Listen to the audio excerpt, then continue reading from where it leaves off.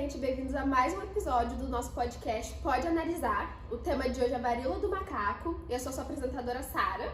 Eu sou o apresentador Mikael. Hoje a gente trouxe as duas doutoras, a intensivista a doutora Stacy e a doutora clínico-geral, a doutora Ana Valon, para responder as perguntas de vocês. E como convidado especial para passar um pouquinho da experiência de como foi, a gente trouxe a Roberta Batista. Ela foi infectada com a varíola do macaco. Então, gente, primeira doutora Ana. A gente abriu uma caixinha de perguntas e a pergunta que mais apareceu foi como essa doença surgiu. Então, vamos lá.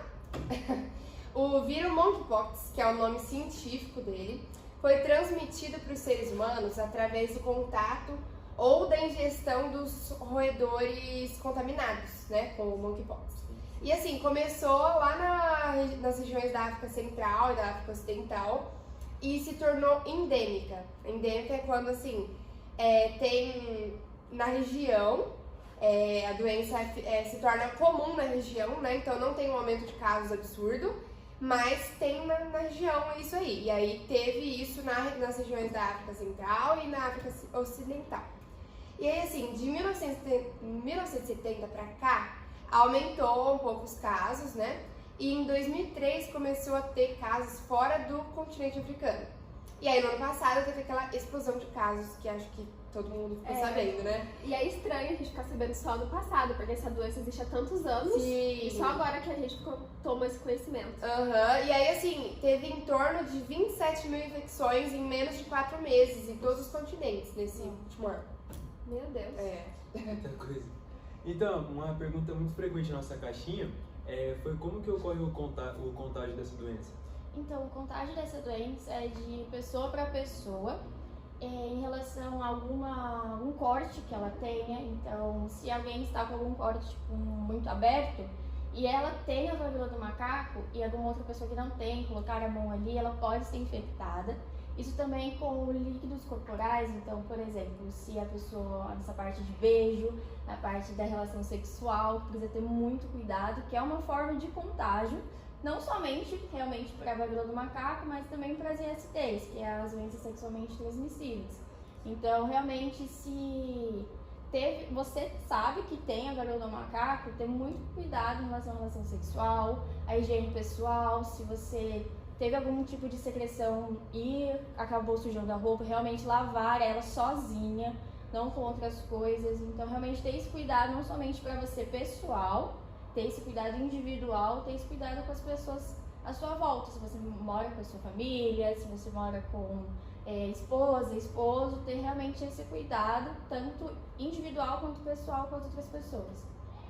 Então, pra você se infectar é muito fácil, de certa forma, por causa do contato. Mas eu queria saber quanto tempo demora pra parar de infectar. Então, assim, você começa a infectar quando começa a ter os sintomas.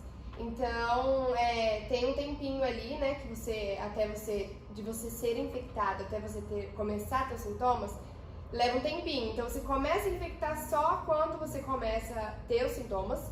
E você para só quando as feridas estão totalmente cicatrizadas. E isso pode levar até no máximo uns 40 dias. Bastante coisa. Muita coisa. Então, esses dias eu estava mexendo no Twitter e eu tinha visto algo sobre as vacinas. Eu queria saber mais a fundo como que tá o desenvolvimento delas, como que tá funcionando. Então, há pouco tempo a gente recebeu um lote grande em relação de algumas vacinas para estudo. Então, esse estudo é realmente para a gente conseguir criar uma vacina que seja efetiva na varíola dos macacos. Esse pessoal que vai estar sendo estudado junto é aqueles que tiveram casos mais graves, que realmente foram tomados com as enfermidades que aconteceu. Então, aquelas bolinhas que é muito comum da varíola do macaco, realmente que ficou realmente infestado, teve muita febre, muita dor no corpo, que é um dos sintomas.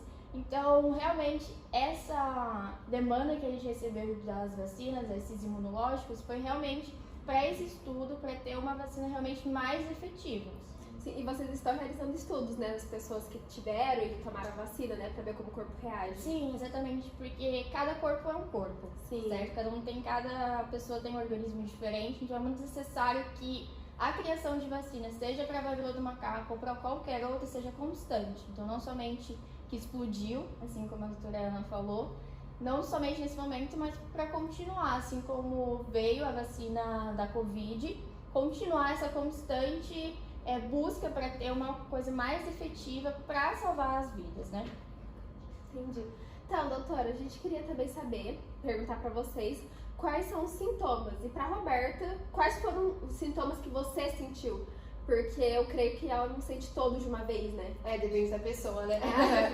Então, o mais comum, mais famoso sintoma da varíola dos macacos são as erupções cutâneas, né? Que são as lesões de pele. Então, começa com uma mancha, se torna uma bolha, depois se torna uma crosta. Mas mesmo na crosta tem vírus lá, então precisa esperar cicatrizar totalmente, né? Como eu tinha falado, para poder parar de infectar. E também tem os linfonodos inchados, então aquelas famosas ínguas, sabe? Além disso, que esse que é o mais comum realmente, que é o mais da varíola do macaco, tem os mais gerais. O mais gerais, né? Que é a febre, a dor no corpo, a fraqueza que a pessoa começa a ter. Então a pessoa não vai ter somente a febre, não vai ter somente as erupções no corpo, ela vai ter muita fraqueza, vai ter uma dificuldade de estar andando, porque realmente ela desestabiliza totalmente a pessoa. É muito parecido com os sintomas do Covid, né? Sim, porque são realmente muito gerais, eles são muito das viroses, são muito comuns em outras doenças, então realmente é comum de confundir no início. Com certeza. É muito comum porque são gerais. Quando realmente começa a aparecer as erupções, começa a aparecer as ínguas, aí sim a gente começa realmente a perceber, putz, não é o Covid, não é tal coisa, é uma doença específica. Entendi. Então, eu tava viajando, eu estava nos Estados Unidos, e aí eu voltei pro Brasil e no segundo dia que eu tava aqui, eu comecei a sentir esses sintomas. E aí foram esses gerais que eu senti dor de cabeça e dor no corpo. Tipo assim, primeiro eu nem pensei que poderia ser varíola, eu falei, deve ser, sei lá, um cansaço da viagem. Só que aí no segundo dia eu comecei a ter febre, e aí essa febre foi aumentando, e no terceiro dia, assim, eu já tava indo com muita febre e eu tava com manchas no corpo. Só que eu não percebi isso. Só que eu fui no médico pra ver esses outros sintomas. E chegando lá, eles perceberam essas manchinhas na minha pele, e aí falaram que ia fazer teste de Covid e teste da varíola, porque também pensei que poderia ser Covid. Então eles fizeram os dois testes, só que aí, tipo assim, já ali no quarto dia, eu começou a evoluir essas manchas. Então assim, eu fiz o teste, mas... Começou a formar as feridas. Isso, começou a formar, só que assim, eu fiz o teste, não tinha saído na hora, só que como começou a aparecer, a evoluir, era meio que óbvio que eu tava com varíola. E aí depois, assim, abri o teste e tava lá realmente positivo. Então, com tudo isso, como foi sua experiência com essa doença? Então Foi muito ruim. Assim, acho que Esse tempo longe de todo mundo, né? eu acho que a parte mais ruim, assim, a parte mais difícil foi ter ficado longe, porque eu já tava viajando, já tava um tempo longe, e aí quando eu voltei eu tive que ficar mais tempo longe ainda. E assim, a minha experiência acho que foi até bem tranquila, em relação a outros casos que a gente viu, foi muito tranquila. Eu fiquei um tempinho com dor de cabeça, com a dor no corpo. A febre também foi alguns dias, mas depois tudo isso passou e ficou só as feridas, assim.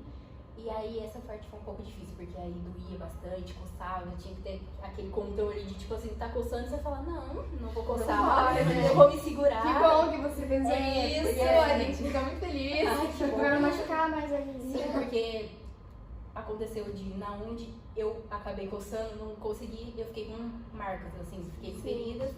E em outros lugares também, tipo costas, aqui nessa parte assim, fiquei com feridas no rosto um pouquinho. Mas assim, essa foi a parte difícil, porque, nossa, coçava demais, né? E doía, mas assim, foi passando esse tempo e aí as coisas foram melhorando, só foram indo. A gente vai até deixar uma imagem pra vocês depois de como são essas feridas. Sim. Pra vocês terem uma noção, né? Tá, gente, eu queria saber também, porque assim, eu fiz uma pesquisinha pra receber vocês, e eu vi que muitos casos foram nos Estados Unidos, a maioria dos casos. Mas eu queria saber se a maioria das mortes também ocorreu lá. Então, teve mais casos nos Estados Unidos mesmo, e em segundo lugar ficou a Espanha, e em terceiro o Brasil, isso em relação de quantidade de casos, né? Mas as mortes, tirando o continente africano, onde mais houve morte foi no Brasil. Nossa. Foram 6 óbitos que a gente teve.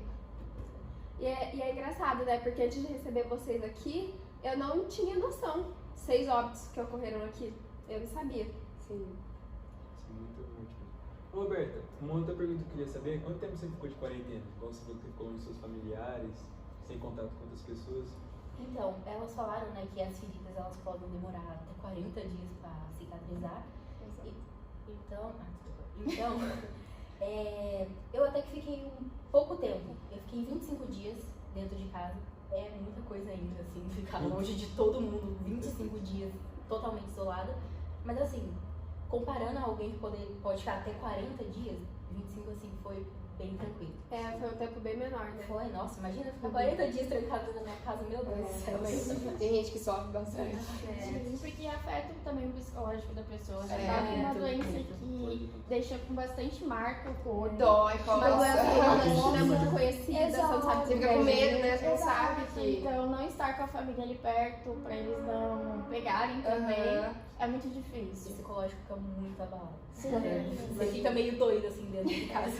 E agora, gente, pra estar aqui encerrando com vocês, a pergunta que não quer calar. Por que o nome varíola do macaco? Nossa, todo mundo tá bem curioso pra saber essa, né? Então, o primeiro caso que teve a aparição do monkeypox, né, o nome científico, como eu falei, foi nos macacos que estavam no laboratório lá na Dinamarca em 1958. E eles tinham sido infectados pelos vírus presentes em roedores lá da região da África Central. Mas não são eles que passam pra gente. Não são eles. Não precisa ter medo. Não precisa ter medo dos gente. macacos, não são eles que passam. Eles foram vítimas também. E, enfim, foi evoluindo aí, passou pra gente e hoje em dia é contágio, né? Igual a doutora Estência falou, de pessoa pra pessoa. Mas confunde mesmo, gente. O nome não ajudou, né? Tem bastante notícias do pessoal querendo matar o macaco. Então, por conta gente, disso. não é culpa. Não façam isso, por favor. Não é culpa Sim, deles. não é culpa deles. Ai, Então, esse foi mais um episódio do nosso podcast Pode Analisar. Hoje a gente teve a ilustre presença da nossa doutora Stacy, da doutora Ana Valon e da nossa convidada especial, a Roberta Batista. E é isso, pessoal. Espero que vocês tenham entendido um pouco de como funciona a varíola do macaco.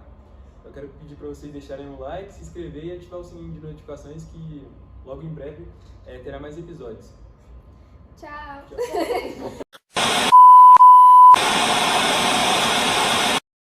calma.